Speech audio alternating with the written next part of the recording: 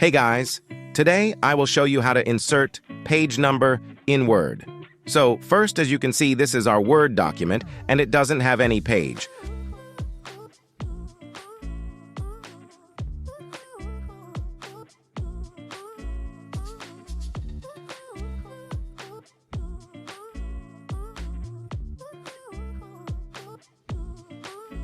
So to insert page numbers first, go to Insert.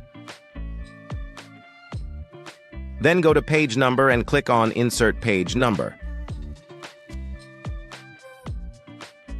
Then once this window opens, follow this settings.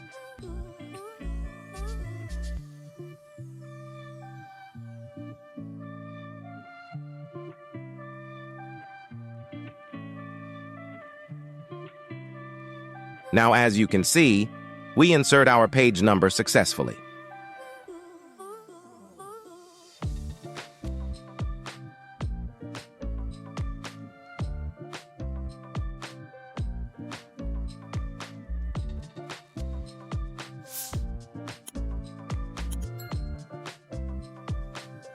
If you found this video helpful, give us a thumbs up and don't forget to subscribe for more tutorials.